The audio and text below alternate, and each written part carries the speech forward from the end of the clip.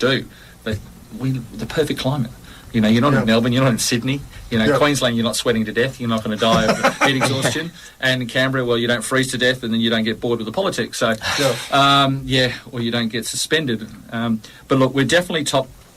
I'd put us in top 3, to be honest, where we're sitting currently, the talent pool. I think our weakness may be in our starting pitches until we see what our imports do, because it's a tough year. We will come back towards the end. Melbourne will be strong again. That's the first game of the year. Yeah, I expect that to be interesting with John Deeble, you know, Team Australia versus everybody else, as they like to call it. But I think the team that would be interesting for me to see, and I've got a sort of a little bit of a connection to it, is Adelaide. The perennial runners-up, we've never won anything. Oh dear, oh poor me. They're trying their best to... They live in Adelaide. You've got to cut them some slack. Come on. I travel to Adelaide a lot nowadays for work. And they don't even have a beer, for God's sake. Well, they do. It's not a beer. It's muddy water in a can, okay? Yeah, okay. Well, it's not 4X. True. Yeah. It's not an Albi anyway. Yeah, they have some of the most amazing pop-up beers I've ever come across in stores. They're incredible. The food's ridiculous. It's a great place to live. I just wouldn't want to play baseball there. Well, what's the deal with the name of the Adelaide Bite? The Adelaide Bite. Yeah, well, it's an interesting name. Yeah, well, what are they famous for? And there's silence in the room. Yeah.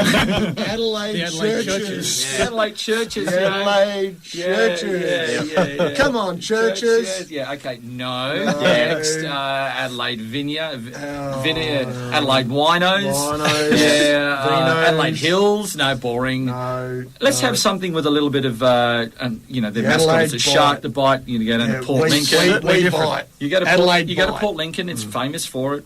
Shark attacks, shark divings, and all sorts of stuff. So why not? It's a bit different. It is definitely different. Yeah, I must admit that's not one of. Yeah, it's not one you hear very often. Before. Not one you hear around very often. There's a few shockers around the world, but the Brisbane Bandits, casinos, one-armed bandits, possibly. Bandits, things that holding you up, taking all your money, and leaving you on the Sydney Blue Sox. I think is highly original. Sorry.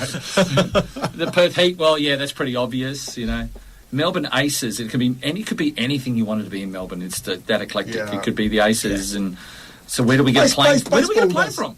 Where do they get a plane? That's a logo as a plane. Where does that come from? I don't know. Plane? Anyway, a plane. That's their logo as a plane. Not an ace. It's not an ace, ace fight. Like a fighter, no. Yeah, it's a plane. It's just a plane. That's the logo. Not even a card. Nope. Not even a playing card. Nope. No explanation. No. Yeah. We're just going to put this here. Possibly exclamation point. Yeah. Google us to find out what this means, but we got nothing for you. So you mentioned that we might be short a pitcher, or short a couple of pitchers in the squad. And I suppose, like with Major League Baseball, that they've obviously got quite a lot of pitchers because they're playing every day. Whereas in the pen, over here, it's you got a week's break between games. So how many pitchers would you need? They'll run roughly a 4-man starting rotation. So 4 frontline pitchers. That's it. That's their primary roles is to start. Now, after that, the rest is the bullpen. And every bullpen is created around particular skill sets. So let's go with, you've got lefty-righty combinations, you've got off-speed combinations, you've got sinker-slider combinations. So in the past, the Heat have gone to, the usual scenario would be they'd start one of our big left-handers or a big right-handers who throw hard or throw soft from the left side. And then depending on the scenario of the game, so let's say they get to 5 or 6 innings of the game, they would come in with Scott Mitchinson from the right-hand side. Now, Scott is a 3/4 arm delivery guy, so it's basically he slings it from, and I'm really doing well for radio showing it sideways. So he slings it from the side, or he throws from down under, as they would call it. Now, that then would get offset. He'd probably go 2 innings maybe, depending how the level of the game is and the scores, and then they go to a setup guy, which is the closer. So the Kimbrells, these guys that just come out and blow absolute heat past guys, or have an ability to get people out. Now, you don't have to throw hard to get people out. You can junk them up and do it slow, because hitting is timing. Yep. Pitching's the art of screwing that timing up. That's literally what I was taught from a very young age. So the old Heat back in the days, we just had a way of doing that. We just played around with lineups. I was a starter, then a middleman, and a closer, then a starter, then a closer. I just melded myself around whatever I was required to do at that time. But you have to treat the game differently. So there's a definite mental level when you're starting. You go as hard as you can, as long as you can, and you sort of savour the moment a little bit. The middle guy is of critical importance. We've got an abundance of them from the Heat. We don't have an abundance of closers, but if your first and second guys are doing the job, you really don't need a closer. You can probably go 7 and go 2 and you're out of the game. That's usually what happens. If you're up 9-1, then just... If you're up 9-1, you run out Johnny Holstaff, a guy who hasn't pitched this year, and just see what happens. We're down 9-3, we'll bring in a guy that you know is going to get you out. So it's about rhythm and consistency. But, yeah, I think we're going to be potentially down a starter, so that's when we look for a starter, look for a guy and build him up. A guy who could throw 2 or 3 innings normally. Let's stretch him to 5, to 6, to 7 and see what we get out of him. Or we go to Australia, we go to the league and look around for a player and try and bring one in. Just on, in regards to pitching, obviously you started your career in the 90s. How have you seen the progression of your sports scientists into a sport where basically you've got guys that are throwing a ball as hard as they can, or not necessarily as hard as they can, but basically trying to be accurate and trying to keep themselves fit for an entire season? Look, the keeping themselves fit, and this is a bone of contention, and I get to talk to a couple of great cricketers about the cricketers and their sports sciences and how they pull back, and how many times are we going to see Mitchell Starc this year? Who knows? Pattinson, was the saviour of all grace, and this is the perfect sport when you talk about where do baseballs fit. Yes, we do, but we have work overload. You've got guys who throw 200-300 innings. The New York Yankees this year did something completely different. So they changed not the science of the game, they changed the output of the game. So instead of using 2 or 3 guys, they used 5 or 6 guys in a game. So what they did is they shortened the game. Normally a pitcher you would see, a bowler, like a bowler at cricket, you would see him consistently for 4 or 5, 6 overs break, 4 or 5, 6 overs break. You could find his rhythm, and a baseball pitcher is no difference. If you see him first time, second time, third time as a hitter, you've got a chance of being successful. To be successful in baseball, you only have to get 1 or 3 hits out of 10 to be successful. The only non-successful successful sport. The Yankees decided, I'm going to go 2 innings with him, 3 innings with him, 2 innings with him, and then I'm just going to throw 2 of the hardest throwing guys you're ever going to see. So they technically, what they called, shortened the game of baseball. We're not there yet in the ABL. We're not there in those levels, but don't be surprised if we try and find a way to do that and find the numbers that the players that do it, because Andy's particularly smart. He's mindful that he may only get 3 innings out of this guy and 5 out of the next guy. He may reverse it around.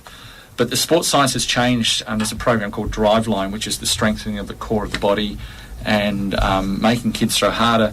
I don't think I've ever seen baseballs thrown as hard by individuals in my life on Major League this year. At one stage, I think I maxed out at 91 miles an hour, and that was in very late 80s, early 90s. And then when I got a bit older, I started to throw, mid 88, 87, and with accuracy, a bit more accuracy. There's kids now that are 15 that are throwing 92, 93. Jack O'Loughlin from Adelaide, big left-hander, 16 years old, was rolling over at 92 the other day. I mean, 92, when you hear it over 60 feet 6 inches, and you balance the fact that he's 6'3", so it's being delivered around about 54, 55 feet by the time he releases it. There's not much time to react. Imagine what you're talking about, Aroldis Chapman from the Yankees, who throws 105. Sounds good because I wouldn't be able to see it. That's about all I know. This does bring me to something have been listening to a little bit, and I've been hearing you talk about it, is the change of the ball. Juiced balls. Juiced balls. There Juiced balls.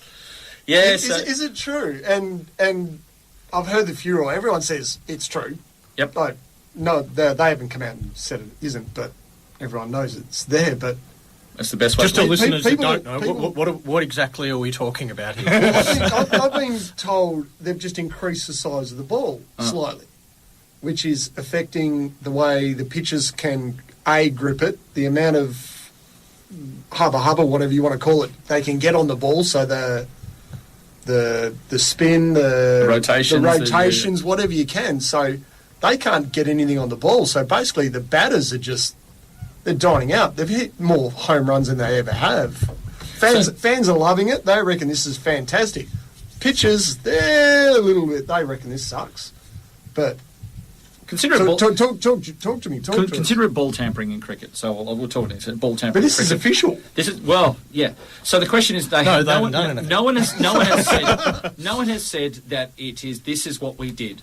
But as you've accurately said, and I think I spoke about it a little while ago, was everybody knows it's there because of the factors that are things. So the things that you need to consider, changing the strength of these seams and the stitching to making the ball harder by shrinking the seams, therefore increasing the tension, the size of the ball, humidifying the balls. There's a rumor. There's a rumor is that the rumor that I've heard so far is the Major League balls that they used in the World Series were all in humidifiers. So you've got to look at it. I saw a really good interview, and I think you may have heard me say this. I saw a really good interview between two guys who said, "I love this juice ball scenario. It's fun. It's exciting. There's more home runs than we've ever hit. Yep. The pitchers are striking more players out because the hitters have changed their approach. So they work on a principle called a launch angle now. So it's not launched to get a base hit. It's not launched to get on base. It's launched to see this thing go 500 feet over the fence. And we're out of here. And the fans love it. So Cody Bellinger, the LA Dodgers rookie, who struck out more than anybody in the World Series, good pitching will beat good hitting every time. And this guy was ridiculous. And he hit bombs 39 this year. But he couldn't put bat on ball. And because his swing was so one-dimensional. But they don't care. This kid hit 39. He's going to be Rookie of the Year. Yeah. The fans love it. Giancarlo Stanton went after the All-Star games. There for him. Yeah, he just singing balls left, right and centre. It's an amazing difference. I actually think it's good because the last time that the league allowed something like this was drugs. Yeah. And the Barry Bonds and the Sammy Sosa and the Mark Maguire era where probably generational from you guys, maybe not so years, but you would have grown up with this like me. And I'm going, wow, this is incredible. And then you realise it was all drug-related. So that was bad. So, drugs bad, juiced balls good. Yeah. So now they're bad, juice good. Yeah, drugs bad, juice good. Let's just remember that. Red ball not good, 2020 cricket good. They've drugged the ball. Lance Armstrong bad. Faster bikes good. Yeah. They've drugged the ball, not the players. Yeah, that's literally a good way to put it. But we changed balls this year. We're using Brett baseballs. And interesting, I threw with one of them the other day, and I don't like them. Are we talking Duke versus Kookaburra as a terminology? It would be the right versus Brett. Burley? Yeah, it's a Brett baseball. It's different. It feels a bit smoother. It'll take a bit to get used to. But like everything, everybody will get used to it in some way. And trust me, pitchers will figure a way around it. Because we throw harder. It's about it. We'll look at the weaknesses. We found out the weaknesses of a major hitter in Cody Bellinger. You struck him out. It's analytics. You just need to go in there and figure it out. How do we get this ball to do what we want it to do? And there'll be Tommy. If you heard of Tommy John surgery, the art of basically taking a nerve from there and putting it back into your elbow once the elbow destroyed itself, and then all of a sudden you come back throwing 5 miles harder. You are kidding me. No, it's awesome. I haven't had it, and I don't. I'm fortunate. I'm old school. I'm old school. I ran. I didn't. Lift weights. Not. I was flexible, and that's it. It was just old school for me. And very different to a lot of the players nowadays. No worries. Well, thank you very much for coming down, Simon, having a chat to us about the game on the weekend, preview for the season, and hopefully we'll be able to touch base during the season. And, absolutely. That wasn't actually a clever pun. That was just... that was... Yeah. You thought of it. These guys didn't even realise it. I didn't even realise I did it until I did it. No, but thanks, Heats, and hopefully we can have a chat during the season, and you can keep us on track with what's happening with the Heat, and definitely looking forward to the season. When does the season kick off? 3 weeks' time. The first is November 17, I think it is. And we're away? We're away, and then we've got the broadcast here. So I'm happy to report to you guys every week if you want. Fantastic. You can make it nice and simple. Preview of the series gone by and what's come up. Sounds fantastic to me. No worries. Simple. All right, well, thank you very much for coming in, Simon. And we will be back in a moment. We're going to get into the blowtorch, the controversy corner, and we've got to get around them. We've got about half an hour to do it, so we'll be getting straight into it. As per normal, we're going over time. Jam it in there. All right, we'll be back. On VCA 885 FM, where the valley comes alive, this is In the Sheds. If you've got something to say about the show or something happening in your community, contact us via Facebook. Back soon.